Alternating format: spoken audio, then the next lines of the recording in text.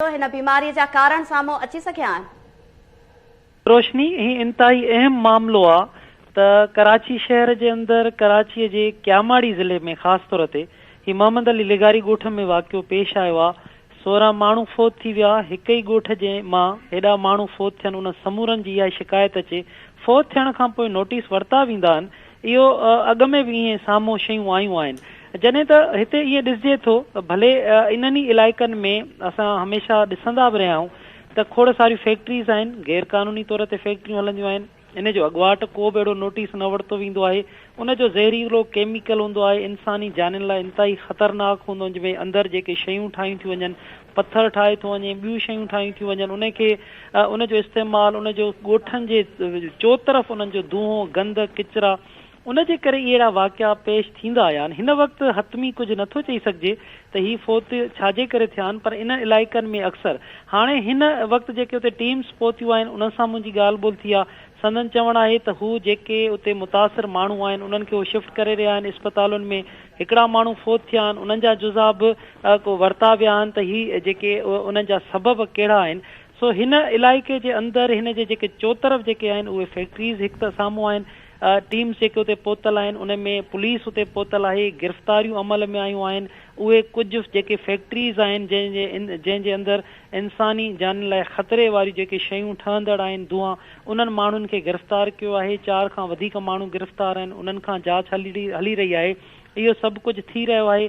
मुख़्तलिफ़ ज़िम्मेवार माण्हू उते पहुतल आहिनि, पर हिकु वॾो सवाल साम्हूं अचे थो त हेॾनि माण्हुनि जे इंसानी 16 जानियूं, 16 ख़ानदान तबाह थी वञनि, उन खां पोइ नोटिस वरितो वञे त ही छाजे करे माण्हू मरी विया, ही जेके माण्हू कुझु गिरफ़्तारियूं अमल में आहे।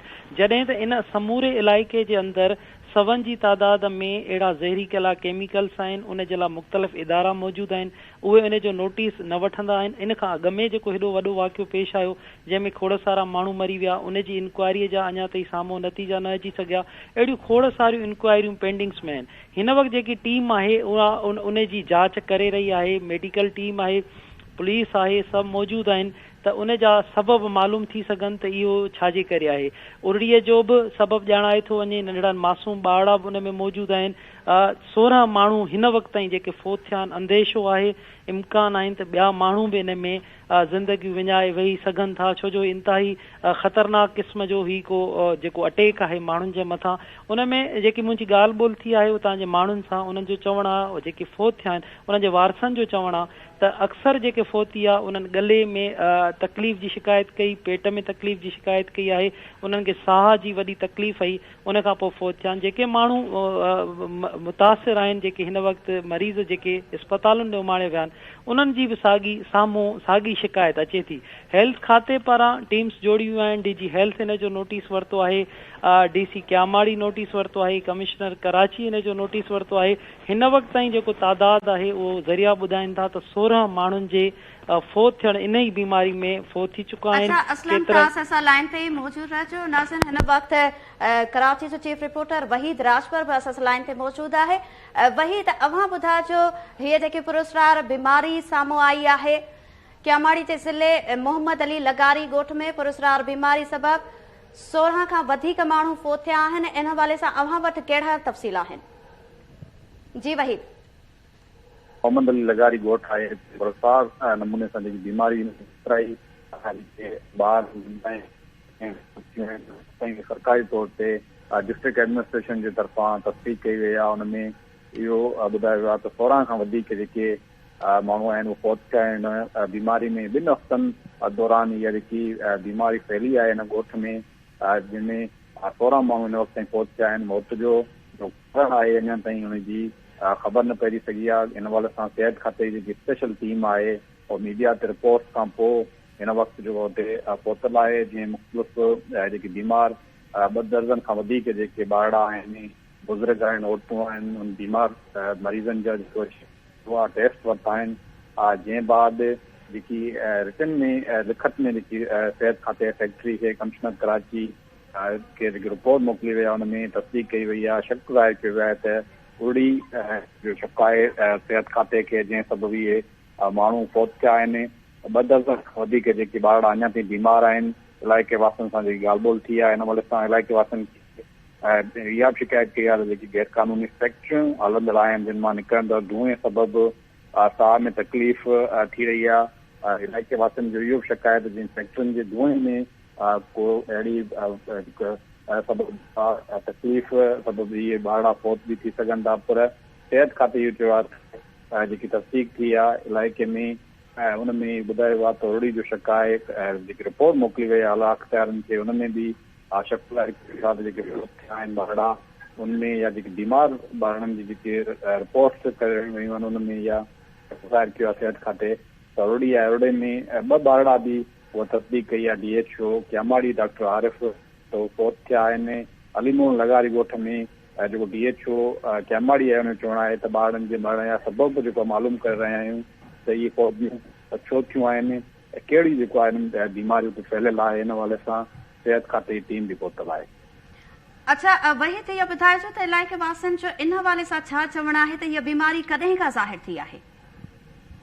ॾिसो ही 2 हफ़्तनि दौरान ही जेके 16 ॿारड़ा ऐं ॿियूं जेके फौजियूं थियूं आहिनि मर्दनियूं जेके बुज़ुर्ग आहिनि औरतूं आहिनि 2 हफ़्तनि दौरान ही इहा बीमारी फैली आहे।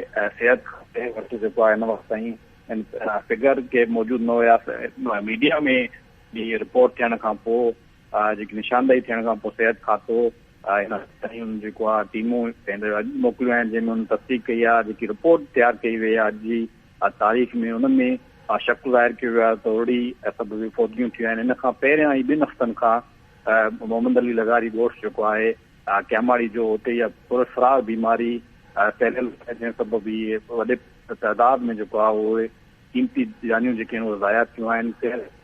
मीडिया में रिपोर्ट थियण खां पोइ हिन वक़्तु स्पेशल टीम हुन जोड़ी आहे जेकी पूरी रिपोर्ट्स तयारु कयूं आहिनि जेके बीमार ॿारड़ा आहिनि उन्हनि जी जेको रिपोर्ट्स खां पोइ हुन में हिन वक़्तु शक ज़ाहिर कयो वियो आहे।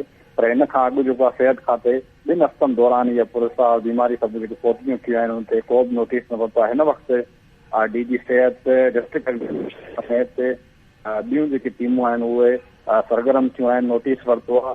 त हिन वक़्तु ताईं अञा ताईं इहा जेको निशानदेही न करे सघिया आहिनि त इहे वॾे तइदाद में फौजियूं कीअं थियूं आहिनि। अच्छा वाहिद कॾहिं इहो बि ॿुधाइजो त हुकूमती सतह ते उन्हनि जो इलाज कीअं पियो हले? ॾिसो इलाइक़े वासियुनि सां जेकी ॻाल्हि ॿोल थी आहे हुननि जो चवणु आहे त हिन वक़्तु ताईं जेकी अलीमोहन जेको ॻोठ आहे लगारी मोहम्मद अली लगारी हुन में क्यामाड़ी डिस्ट्रिक्ट में उते हिन वक़्तु ताईं का डिस्पेंसरी बि न आहे। डिस्ट्रिक्ट एडमिनिस्ट्रेशन जो चवणु आहे त हिन हवाले सां डॉक्टर मुक़ररु कया विया आहिनि कि प्रॉपर तरीक़े सां कैंप लॻाई वई आहे जिते डॉक्टरनि खे ड्यूटी ते मुक़ररु कयो वियो आहे। हिन हवाले सां बाक़ी इलाइक़े वासियुनि जो चवणु आहे त हिन वक़्तु ताईं हिन इलाइक़े में का डिस्पेंसरी बि न आहे क्यामाड़ी डिस्ट्रिक्ट में। त हिन हवाले सां हिन वक़्तु टीम जेकी नोटिस वठण खां पोइ डॉक्टर मुक़ररु कया विया आहिनि ऐं उन्हनि जी जेकी आहे पूरी रिसर्च थी रही आहे त इहा बीमारी कहिड़ी आहे रुड़ी आहे। हिन वक़्तु ताईं निशानदेही अञा ताईं न थी सघी आहे त कंहिं सबबु जेको आहे कहिड़ी वायरस आहे या धुएं सबबु फौजियूं थियूं आहिनि रुड़ी सबबु थियूं आहिनि जेकी हतमी तौर ते उहो क्लियर न थी सघियो आहे। अच्छा वही त हिन बीमारीअ में रेशो वधीक ॿारनि जो हुजे थो या समूरा माण्हू हिन में शामिल आहिनि? वॾे तइदाद में ॿारनि जे फौत थियण जी जेको आहे उहो तस्दीक थी आहे। बाक़ी जेके बुज़ुर्ग आहिनि उन्हनि खे हिन वक़्तु ताईं उहे बि ॿारनि में शामिल आहिनि जेके 24 खां वधीक हिन वक़्तु ताईं बीमार आहिनि उनमें वधीक तइदाद जेको आहे ॿारनि जी आहे ऐं जेके फौत थिया आहिनि उनमें बि वधीक तइदाद जेको आहे ॿारनि जी उहा तस्दीक कई वई आहे।